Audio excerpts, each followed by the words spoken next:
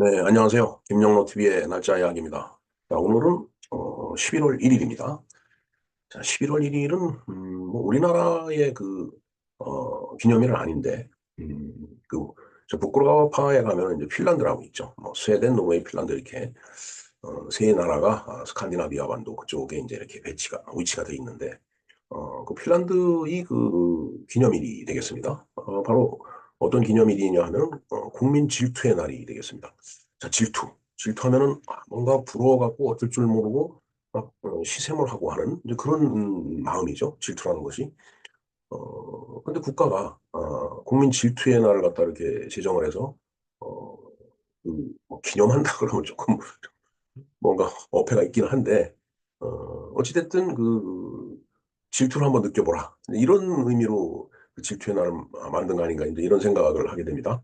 자, 그래서 도대체 그 핀란드라는 나라가 왜 국민들에게 질투를 느끼게끔 그렇게 하나의 그 기념일을 만들었는지 그거에 대해서 좀 알아볼 필요가 있을 것 같아요. 그래서 오늘 국민 질투의 날, 핀란드의 기념일, 우리의 기념일은 아니지만은 그에 대해서 한번 알아보는 그런 시간을 갖도록 하겠습니다. 네, 그러면은 국민 질투의 날에 대해서 한번 알아보겠습니다. 자, 핀란드에 있는 기념일로 매년 11월 1일이다. 핀란드 하면은 러시아하고 이제 바로 인접해 있는 나라죠. 또 핀이 우리 분이 이게 훈족, 그다음에 흉노, 헝가리도 그렇고 아마 이게 같은 어, 어원을 가진 그런 나라 이름이 아닌가 이런 생각을 해봅니다. 그래서 핀란드가 사실은 우리 쪽하고 상당히 유사하죠. 물론 뭐 생긴 모양새는 이제 그동안에 피가 많이 이제 섞여갖고서 뭐 유럽 사람 형태를 띠고 있었는지 모르겠는데 제가 핀란드를 안 가봐서 모르겠습니다. 제가 스웨덴까지는 가봤는데 그 위로도 올라가지 못했어요. 음, 그 아마 우랄 알타이어 계통의 그 언어를 쓰는 걸로 제가 알고 있습니다. 핀란드도. 그러니까 주어 동사 목적어 이게 아니고 주어 목적어 동사 이런 식으로 이제 말을 하죠. 우리와 이제 같다고 봐야 될 것 같습니다. 자, 어찌됐든 그런 뭐 인종적인 그 언어적인 계통은 뭐 그렇다 치고 지금은 뭐 그 북구라파의 어떤 복지국가의 형태를 띠고 있다라고 봐야 되겠죠. 뭐 스웨덴이나 뭐 노르웨이나 뭐 핀란드나 어떻게 보면은 그 사회민주주의, 사회주의 성격이 강한 그런 이제 에, 시장 경제 형태를 갖고 있는 그런 나라라고 봐야 될 것 같습니다. 음, 자, 2번 볼까요? 이는 매년 11월 1일 업무 개시 시간에 맞춰 핀란드 국세청에서는 직전 회의 납세 정보를 공개한다. 매년 11월 1일 날 예를 들어서 지금이 서기로 뭐 2000년이다. 그럼 1999년에 그 납세 자료를 갖다가 뭐 국세청 홈페이지라든가 이런 데다 이제 공개를 하는 거예요. 자, 그래서 3번 볼까요? 국민은 누구나 핀란드 국세청 홈페이지에 접속을 해서 소정의 수수료만 부담하면 궁금한 사람의 연봉을 확인할 수가 있다. 소정의 수수료는 받네요. 사실 뭐 이제 친구들하고 이렇게 얘기하다 보면 아주 뭐 돈을 엄청 많이 벌고 연봉이 뭐 대단한 거 같이 이렇게 얘기하는 친구들이 있습니다. 근데 사실 또 뒷뚜껑을 열고 보면 또 이제 순 허풍인 그 가능성도 있고 그다음에 이제 그런 경우도 많이 있는데 그러니까 괜히 이제 허세를 부리는 거죠. 그러나 이런 시스템이 있다라면은 허세를 못 부리겠죠. 그 사람에 대해서 홈페이지에 다 그 소득 상황이 나와 있으니까 뭐 연봉뿐만 아니라 소득 현황이 다 나오겠죠. 예, 하여튼 4번 볼게요. 자신에 대한 소득 정보도 다른 사람이 파악하는 것이 가능하다라는 그렇죠. 내가 남 걸 볼 수 있다면 남도 내 걸 볼 수 있다라는 그런 얘기가 되겠죠. 자, 핀란드에서는 세금의 개방성과 투명성이라는 개념을 바탕으로 매년 이제 이걸 진행을 하고 있다라고 하네요. 자, 이러한 투명한 공개는 터무니없는 소득 격차를 줄일 수 있는 방법이고 성별과 대상별 소득 격차를 줄이는 순기능으로서의 역할을 한다. 글쎄요, 저게 기능적으로 그렇게 가능할까요? 뭐 누가 소득을 많이 올렸다. 나는 소득을 적게 올렸다. 저렇게 공개한다라고 해서 그게 순기능으로 기능적 역할을 할 수 있을는지 모르겠어요. 소득 격차를 줄이는데. 내가 못 벌었으면 내가 더 열심히 해갖고, 그런 기능은 있겠네요. 내가 어느 누구보다 내가 소득이 적어? 그럼 내가 더 열심히 일해야지. 이런 그 기능은 있을 수 있겠네요. 그게 순기능이라고 봐야 되겠습니다. 그렇게 이해를 하면 되겠네요. 네. 자, 개인정보보호라는 차원에서 2019년 개정 발효한 유럽 개인정보보호법을 근거로 해서 국세청 리스트에서 제외를 요청할 수 있는 판결이 나왔다. 아, 아니, 나는 공개하고 싶지 않아. 이건 내 개인정보이기 때문에. 그러면 이제, 국세청에다가, 아예 내 거는 좀 공개를 안 했으면 좋겠다 하고 거부를 할 수 있다라는 그런 얘기네요. 그게 2019년에 발효한 유럽 개인정보보호법에 의해서 그게 가능해진 모양입니다. 자, 스웨덴도 마찬가지라고 했죠. 차량 번호만 알아도 차주가 누구인지 납부한 세금까지 알아보는 것이 가능하다라고 합니다. 그러니까 이 북구라파 3개국에서는 얼추 다 비슷한 그런 시스템을 갖고 있을 거라고 보여집니다. 뭐 노르웨이도 마찬가지겠죠? 글쎄요, 노르웨이에 대해서는 여기 언급이 없는데 혹시 노르웨이 상황에 대해서 아시는 분이 있으면 댓글을 좀 부탁드립니다. 10번 볼게요. 동일한 노동과 동일한 임금을 강력하게 시행하는 나라. 아이슬란드에서도 세무서만 찾아가면 이웃의 납세 정도 파악이 가능하다. 아이슬란드에서도 그러네요. 네. 뭐 좌우지간 이 날씨 추운 날씨를 보이는 나라죠. 네. 뭐 아이슬란드도 그렇고 상당히 위도가 위에 있기 때문에 북쪽에 있기 때문에 핀란드 마찬가지고요. 그다음에 노르웨이, 스웨덴 마찬가지입니다. 자, 그 밑에 이제 단어가 주는 말의 힘이라는 게 있는데 한번 볼까요? 이제 우리가 질투의 날이라고 하는데 그럼 질투가 도대체 무슨 뜻이냐? 우리가 생각하는 질투 아주 그냥 시기심이 그냥 극도로 이제 올라와 갖고서 뭐막 샘을 내고 그런 건지. 자, 질투의 의미를 한번 보겠습니다. 국어 사전을 볼까요? 자신이 좋아하는 사람이 다른 사람을 좋아하는 것을 샘을 내고 미워하거나 싫어함. 네, 이거 충분히 이해가 됩니다. 내가 어떤 여성을 좋아하는데 아니 진짜 막말로 다른 놈이 그 여성을 좋아한다고 그러면 이거 정말 참을 수가 없죠. 정말 샘도 나고 또 미워하고 또 싫어하게 되죠. 예? 그 상대방을. 자, 다른 사람이 잘 되거나 자신보다 앞서서 좋은 위치에 있는 것을 시기하고 미워하며 깎아내리는 것도 질투의 의미다. 예, 이해가 됩니다. 나보다 돈도 많이 벌고 잘생기고 진짜 그야말로 차도 나는 조그만 차가 끌고 다니는데 저 친구는 막 그냥 뭐 벤츠 뭐 이런 거를 끌고 다니고 그러면 괜히 싫죠. 예, 믿고. 그리고 뭔가 기회가 있으면 깎아내리고 싶고. 뭐 그런 게 있습니다. 그래서 그리고 우리가 칠거제약 중에 이 질투가 들어가죠. 그 본제의 7가지 근원인 칠제 중에 하나가 바로 질투가 되겠습니다. 네. 그래서 질투라는 게 참 글쎄 그 질투라는 마음이 생기는 근원적인 이제 이유는 뭐 좋은 의미에서 내가 누구를 정말 좋아하고 사랑하기 때문에 그러나 결과적으로 어, 이제 그 질투가 가져오는 결과가 불행한 경우가 많이 있죠. 예, 사실. 예. 우리 살면서 주변에서 많이 봅니다. 자, 영어 사전에서 그 질투의 의미를 보겠습니다. 영어로 이게 질려스죠. 질려스. 질투하는 이게 질려스입니다. Jeallous죠. 질려스. 자, 그다음에 시기하는 envious.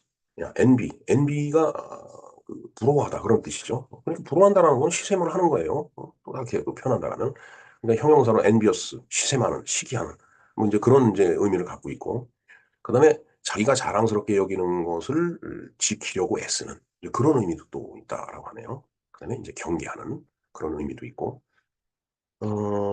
국어사전과 영어사전은 조금 차이가 있는 것 같습니다. 국어사전은 뭔가 좀 상당히 감정적인 그런 거에 치우친다라면, 영어사전은 물론 감정적이겠지만, 그거보다는 조금 정도가 덜한 것 같아요.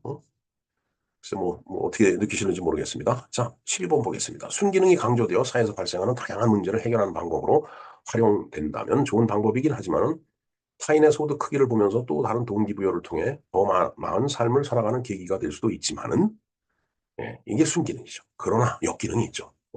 박탈감은 물론 자괴감을 느낄 수도 있다. 자, 그러니까 지금 핀란드 정부에서는 그 순기능을 강조하고자 이제 소득을 공개를 하는 거예요. 그러나 아, 아무리 해도 난 저 친구만큼 내가 벌 수가 없어. 그러다 보면 박탈감이 오죠. 이게 내가 뭔가. 또 자괴감도 들죠. 왜 나는 능력이 이것뿐이 안 되나? 반대급부로 이런 역기능도 있다라는 얘기입니다. 13번 보겠습니다. 예. 국민 질투의 날. 그러니까 이게 영어로는 National Jealous Day. 질려시 데이? 질려스 데이가 맞을 것 같은데요. 내셔널 질려스 데이로 불리게 된 배경은 언론이 해당 표현을 자주 사용하면서 시작하게 되었다고 하는데 이는 순기능을 염두에 둔 것으로 추정을 한다. 예, 그러니까 순기능적인 것만 이렇게 강조를 해갖고, 그걸 염두에 둬갖고서 내셔널 질리어스 데이라고 얘기를 하고, 그 다음에 그 배경에는 이렇게 소득을 공개하는 게 깔려 있다라는 그런 얘기가 되겠습니다.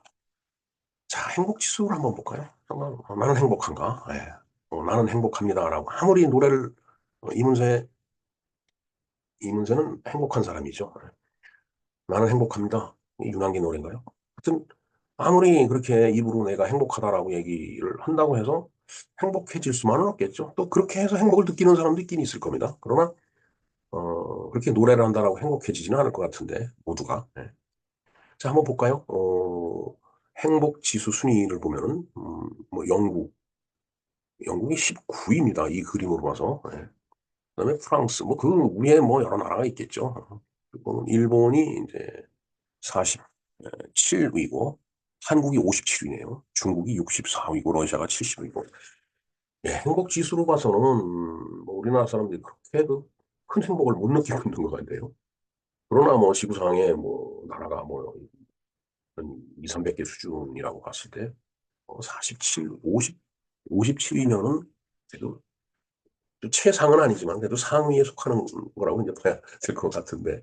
자, 어찌됐든, 이 행복지수라고 하는 것은 뭐 어떤 감성적인 것도 있겠지만 뭐 금전적인 것도 있겠죠. 뭐 그런 것들을 다 종합을 해서 봤을 때, 한국 사람들은 전 세계에서 57번째로 행복하다라고 느끼는 그런 그 나라에 살고 있는 거죠. 예.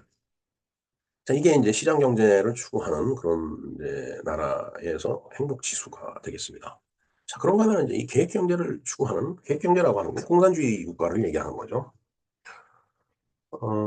이쪽 그 계획 경제 쪽에서 그 이제 느끼는 그 행복 지수가 또 이제 있습니다. 자, 이게 봤을 때에 예, 이게 되겠습니다. 그 너무 글자가 작아갖고서 요거를 보면은 1등이 중국입니다. 이제 행복 지수를 100으로 중국을 이제 100으로 보고서 이제 조선, 북한입니다. 90%. 그다음에 어, 고파 이게 쿠바죠. 쿠바 이게 쿠바가 93이고 그다음에 이란이 88. 그다음에 여기가 어느 나라인가요?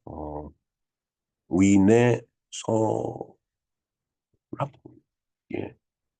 음, 아, 베네수엘라 베네수엘라 베네수엘라가 이제 85점으로 이제 5위고 그다음에 이제 남조선 우리나라 대한민국이 18점으로 152위네요. 그리고 미 제국이 203위로 거의 뭐 미국이 꼴찌 수준이 되겠습니다. 근데 이건 뭐 실질적인 거라기보다 이게 참 진짜 웃기는 데이터인데 미국은 203위고 우리 남조선이라고 일컬어지는 대한민국은 152위가 되겠습니다. 일단 제일 행복한 나라가 중국이에요. 그리고 조선이 이제 북한이죠. 북한이 이제 98점으로 2위네요. 글쎄요, 이게 참 재미난 그 행복 지수입니다. 예. 자, 그렇게 그, 그 이제 시장 경제를 추구하는 나라들과 그다음에 계획 경제를 추구하는 나라들이 그 이제 느끼는 행복, 느끼는 게 아니고 이제 주어진 그들이 주장하는 행복이 이제 이렇다라는 얘기가 되겠습니다. 네, 국민 질투의 날인데 이게 행복하지 않은 사람은 행복한 사람을 보고 이제 질투를 느끼겠죠. 아마 어마어마한 질투를 느끼고 있을 겁니다. 자신들이 이 세계 2위로 행복하다라고 하지만은 아, 이런 데이터를 다 보고 나면은 그야말로 질투를 느낄 것 같네요. 질투의 날이 맞습니다, 진짜. 자, 질투의 날. 네, 이 질투의 날을 조금 전에 이렇게 설명을 드렸는데 그 질투의 날을 소개한 글이 요 이러한 그 이제 글이 있어서 제가 링크를 걸어드리겠습니다. 이런 소개한 그 글이 있습니다. 자, 그다음에 이제 그 질투의 날에 대해서 언급한 영상이 하나 있어서 제가 올려놨습니다. 이게 김정호 교수 아마 서강대 그 교수죠. 겸임 교수인가 그렇게 이제 어서 본 것 같은데 어 하여튼 그 이 영상에서도 보면은 그 국민 질투의 날 이걸 갖다 이제 언급을 하고 있습니다. 사실 솔직한 얘기가 질투하는 마음이 좀 있어야지 경쟁사에서 이제 그 어떤 열세를 이제 극복할 수 있는 그런 그 에너지가 생기죠. 원동력이 됩니다. 이게. 근데 이제 그것이 너무 이제 지나치다가 보면은 이제 잘못하면은 거기서 좋지 않은 그런 결과를 만들어내고 그러죠. 예. 자, 어찌됐든, 국민 질투의 날이 무엇인지 우리가 핀란드에 있는 이 국민 질투의 날에 대해서 간략하게 이렇게 알아봤습니다. 네, 뭐 그렇다고 해서 돈 많이 버는 사람들을 보고 질투해갖고 어? 그, 그 사람이 갖고 있는 것을 뺏는다든가 이런 그 일을 벌려서는 안 될 것 같습니다. 예. 자, 그리고 오늘이 이제 11월 1일인데 잡지의 날이 되겠습니다. 최남선 육당 최남선이 이제 그 소년이라는 잡지를 이제 처음 이제 창간에서 출간한 날이 바로 오늘이 되겠습니다. 그다음에 이제 오늘이 또 이제 한우 고기를 많이 먹자라는 그 한우데이가 되겠습니다. 그리고 독립협회를 통해서 이제 그 19세기 후반에 조선 노예를 이제 해방을 하자 하는 그 선언을 이제 한 일이 있었죠. 서재필 박사나 이런 분들을 그 중심으로 해서 노예를 해방하자라고 하는 그런 그 이제 선언한 일이 있었습니다. 그리고 오늘 또 세계 비건의 날입니다. 비건이라는 게 베지테리언, 그러니까 채식주의자를 얘기하는 거죠. 자, 여러 가지 이 날에 대해서 제가 그 영상을 이제 어, 제작해서 방송을 해드린 적이 있습니다. 이 영상의 주소를 링크를 걸어드리겠습니다. 한번 좀 참조를 해주시기 바랍니다. 한우데이도 마찬가지고요. 조선 노예 해방 선언일도 마찬가지입니다. 자, 비건의 잡지의 날은 육당 최남선 선생이 처음으로 펴낸 소년이라는 잡지를 기리는 날이다. 그다음에 조선 노예 해방 선언일은 조선 백성이 약 50%를 노비로 사용했던 조선의 양반들이 그 행태를 비판하고 노비를 풀어주기로 선언한 날을 기념하는 거죠. 참 기가 막힌 얘기죠. 그러니까 지금 현재를 살고 있는 우리 2명 중에 1명은 노비의 후손이다라는 그런 통계가 나옵니다. 자, 그다음에 세계 비건의 날은 채식주의자들의 날이죠. 어떻게 한우데이와 채식주의자의 날이 이렇게 같이 이제 있는지 아주 묘한 대치감이 이제 느껴지는 그런 날이 되겠습니다. 자, 더군다나 최근에 한강이라는 그 작가가 노벨 문학상을 받았죠. 네. 채식주의자가 떠오르네요. 그러면서 또 소년이 온다라는 그 소설도 이제 썼습니다. 그래서 오늘 이 비건의 날, 채식주의자의 날이면서 어, 최남선의 잡지 소년이 또 와서 이게 채식주의자 소년이 온다 이렇게 뭔가 이미지가 지금 중첩되는 그런 날로 혼란스러운 기분을 떨칠 수가 없습니다. 감성적으로 기기묘묘한 날이다라고 말씀을 드릴 수 있겠네요. 자, 어찌됐든 11월 27일이 알프레드 노벨이 노벨상 제정에 대해서 유언장을 서명을 한 날이 되겠습니다. 이날 노벨에 대해서 좀 알아보고 그다음에 작가 한강의 노벨 문학상 수상에 대한 감상을 한번 언급을 하는 걸로 하겠습니다. 뭐 개인적인 얘기를 하자면은 그 한강은 학교 동문이 되겠습니다. 그리고 뭐 한참 이 연대로 가서는 이제 한참 이제 그 저희들보다는 연배가 낮죠. 어찌됐든 그 학교 입장에서 봐서는 노벨상 수상에 대해서 축하를 하지 않을 수도 없고 뭐 그런데 문제는 그 저 소설의 내용이 굉장히 많이 이제 비판을 받는 그런 입장이 있죠. 글쎄요. 노벨 문학상을 탄 작품이다. 그러면은 한번 사서 그렇게 봐야 되는 게 그게 이제 순서인데 아직 저는 찾아보질 않았습니다. 왜냐하면 글쎄 보고 싶은 마음 이게 내키지가 않는 솔직히 이제 그런 입장입니다. 어찌됐든 11월 27일 알프레드 노벨이 노벨상 지정에 대해서 유언장에 서명을 한 날, 작가 한강에 대해서도 간략하게 제가 한번 언급을 하는 그런 시간을 갖도록 하겠습니다. 네, 이상 김영로 TV의 날짜 이야기였습니다. 감사합니다.